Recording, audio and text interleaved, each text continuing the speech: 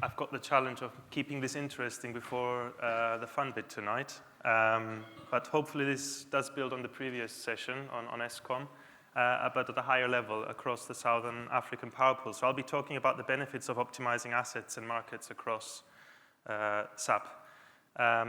One of the things to mention here is that this was planned to be a joint presentation with the chief engineer, Alison Chikowa. We prepared the materials together, but he couldn't be here today to present due to things out of his control. But I've got my colleague Grigorios with me, and he's worked on the projects I'll be mentioning here, and we can answer any questions that you might have. A quick overview, I'll be presenting on SAPP, just giving you a feel of what SAPP is, then the benefits of market optimization in that area. There is huge potential for hydro there, and also huge potential for Plexus to ensure that is optimized correctly, together with regional integration and renewables integration in the area. Now, Economic Consulting Associates, I focused this slide on SAPP, but it's worth mentioning that we do work in the energy and water sectors, specifically electricity, gas, and water, and across service areas covering network regulation, investment planning, markets and commercial, and energy access and decarbonization. Focused here on the SAPP region experience, so what I'm trying to say is we've worked here quite a lot in this region. Maybe worth highlighting the SAPP pool plan that I'll be talking about later as well, and the SAPP draw sensitivity and resilience assessment that is actually to be reviewed and ongoing. In terms of SAPP and what it is, at a high level, it's those 12 countries that you can see at the south of that map at the left here. 12 countries, just in terms of scale, 360 million people, installed capacity currently at 80 gigawatts, but huge potential, as you'll see in the next slide, for that to grow significantly. The SAPP pool plan was created in 1995, and it's all about just thinking about development going forward in a planned and integrated way. And that means trading, network development, any power system project going forward. And I'll give you a bit more detail on some work that's going on. One thing to have in mind when we talk about this part of the world is that the three countries here in purple are actually still not interconnected to the rest. So they're undergoing interconnection and will be connected in the future. And you can see also at the bottom here that transmission voltages vary from 110 all the way to 533 HVDC between Mozambique and South Africa. Just setting the scene in terms of markets and what's happened in recent years. In 2009, the day-ahead market was introduced. Then in 2013 to 16, the post-day-ahead market was introduced. A forward physical market was introduced month ahead and week ahead in 2016, and an intraday market as well in the same year, so hour ahead. The reason I'm mentioning is this: if you look at the first bars up to 2016, you'll see that the introduction of those markets has helped move away from just bilateral trading, but to competitive market trading as well. And it went up to 10, 14, 11% in those years. A balancing market has also recently been introduced, but the trading on that has been very limited, and that's partially down to the control operators actually doing that trading, as opposed to the traders who do the rest of the markets. And there's probably an element of training that needs to happen to educate and make people feel familiar and comfortable using them. Fast forwarding to 2019 onwards, you'll see that first of all there was a drought, so low water levels that resulted in lower trading in competitive markets, unfortunately. So this highlights how sensitive the area is to hydro. And then COVID didn't help later on. So we're at that level of competitive market trading. It's worth mentioning that potential future additions, so in the next 3 years, there are plans to add ancillary services market, a financials market, and a renewable energy market, and that work is undergoing going into the future. The graph on the right just sets the scene of where we are at the moment, and you'll see that's heavily dominated by coal, but hopefully in the future, hydro, as I've mentioned already, and other renewables will grow as per the policy plans of the countries in the region. And this is where Plexus has huge potential to firstly grow the number of trades that are happening in the region, but also make the best use of the hydro potential, which is actually mostly in very specific water basins, 5 of them, and Zimbabwe and Zambia especially, and they can be affected significantly by drought, as you'll see later in one of the studies that's ongoing. So a combination of making that black part smaller, growing the renewables, demand is increasing significantly, increases the need for flexibility that's been heard throughout the day today. And this is where optimizing those day-ahead markets, balancing markets, ancillary services between all countries just brings that huge potential and efficiencies that can be utilized. This is just building on the previous graph, trying to give you a feel of the scale of change that's happening and the potential in the region. So demand is expected to triple by 2040 based on the most recent Continental Power System Master Plan. And at the same time, renewable targets are growing from 10 to 40% in the region. This is a completely new system, which is at the moment weakly interconnected, needs network development, and to maximize the economic benefits of all the potential that rise between the different regions, especially the hydro power planning software such as Plexos are crucial. And can highlight the benefits. And I'll show you in the next slides that the work that's been done for the SAPP pool plan has highlighted significant benefits of such planning. So the SAPP pool plan study was conducted in 2017/18 and uses all functionalities of Plexos. So LT for the capital costs, I won't go into the detail of that, you're all familiar, and MT and ST plans for the production costs. What is worth highlighting is some of the key cases that were modeled and the results of those and how significant using Plexos for such work is actually. So the first case was a benchmark case. So basically taking all the regional country-by-country plans and just using them. So not optimizing in any clever way and allowing whatever was said by each country in their master plans to be adopted. So that sets the benchmark case. The second case, the full integration case, is all about, okay, let's let the model optimize to its full potential across all regions, so seeing it as a whole region. So that gives you the ideal world, if you like, of what could be achieved.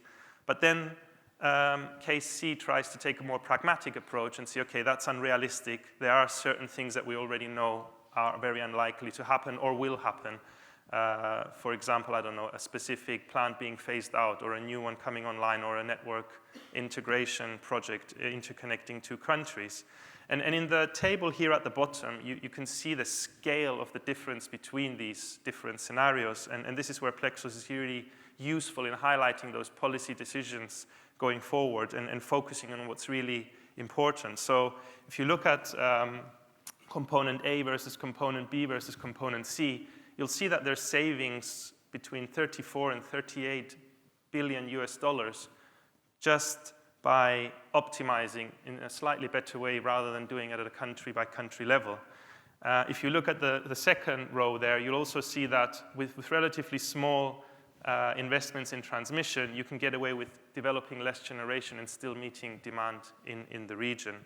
It's worth noting here that the SAPP pool plan is a dynamic process and is due to be updated in the coming year as well. I'd like to take a couple of slides just to focus on hydro optimization. And this is somewhere where Plexos can really, really help improve things, even as they stand, but definitely into the future. The graph here just shows that the basins, the main water basins, so the Congo and Zambezi are the 2 big ones. You'll see that actually full potential is not even near being utilized. But you can see that, if you were to utilize just that 60 gigawatts in those 5 main primary catchment areas, that's very significant power to meet demand in the area. At the moment, that's not really done very optimally, and it's really a shame, especially when you think of low water years, drought years, and et cetera. In terms of the Zambezi Basin, you'll see that later in the other study that we've worked on. It's very, very, very prone to climate change, and some of them are less so. So that's one where you might want to start thinking of, okay, what adaptation measures do you take, and how do you optimize dispatch of hydro in that area? Plexus is able to showcase the benefits of that as a starting point to optimally dispatch hydro. At the moment, it's done on a very basic discharge rules, sometimes even influenced by politics. For example, elections are upcoming or whatever. So that's definitely not the way forward, especially if this is to become a large part of that overall generation mix that we've shown earlier. In terms of optimized dispatch, as a first step, Plexus can showcase the benefit, but then it should just be adopted by the generators at a regional level to help unlock the potential of that hydro, which is very unique to this part of the world. That can only be done with proper integration across the countries as well. So we're talking about interconnectors, which I'll touch upon in the slide later. This takes us to the draft sensitivity and resilience assessment of the SAPP. So this is seen as very critical by SAPP and sponsored by the World Bank. The objective of this project is firstly to understand what impact does climate change have on security of supply, and what remedial adaptation measures should we adopt, if any.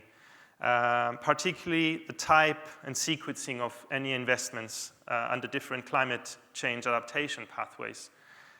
Phase 1 has already been conducted, so it looks at the developed hydrological data sets, and the ongoing work is to, in the future, move to Plexus modeling using those profiles that have been adapted, and then develop the final resilience strategy that helps you buffer any risk against a low or a very dry year, especially as this generation type is going to grow into the future. The initial conclusions from this type of work is that, which I've already given a few away, is that the impact of climate change-induced drought on hydropower is likely to be very different in different river basins. The Zambezi one, as I've already mentioned, is very vulnerable to climate change. The Congo one actually less so. And this might drive very different decisions in terms of development and adaptation measures that you adopt in the area. The underlying driver for low-cost energy is economies of scale of large hydro plus regional integration, so interconnectors in the area. And this is all done with Plexus.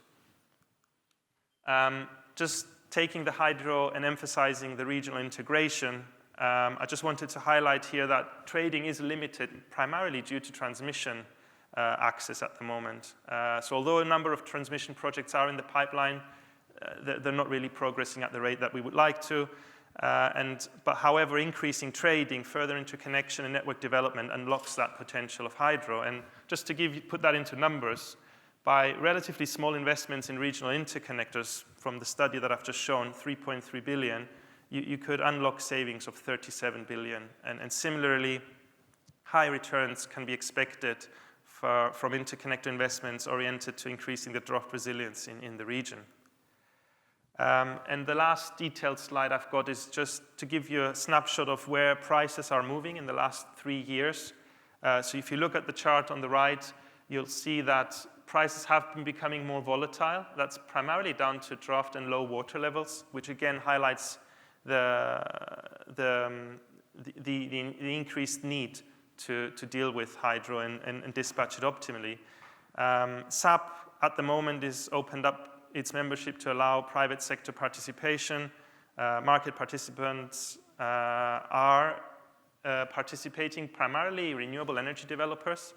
However, going forward and reaching a 40% renewable energy target by 2040, plus all the other things that we've already mentioned, just increases those flexibility needs of storage, plus dealing with hydro most optimally going forward, those huge numbers that we've seen. So again, Plexus is really the tool that will help plan the way forward optimally across the region.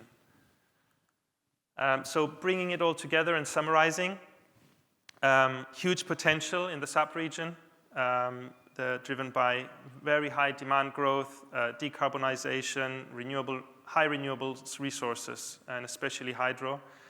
Markets have started to operate. However, there's huge potential to have a larger share of market participants, and that will unlock benefits in the region in general.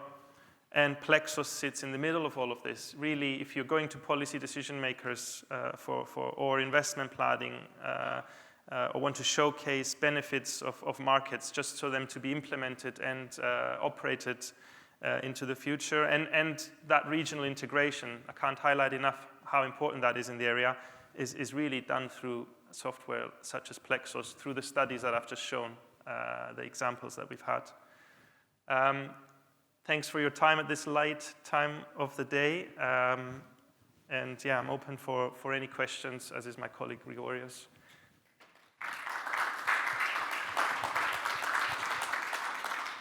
Great presentation. Any questions?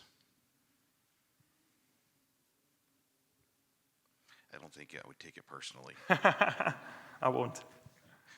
Fantastic. And it's exciting to see a brand new market open up. I mean, just the work there. I mean, coming from the States where we've got markets that have been around since, the mid-90s, it's always exciting to see those new markets emerge, globally speaking. There's a lot of work to get there, so incredible. Fantastic. All right. Thank you. Well, thank you.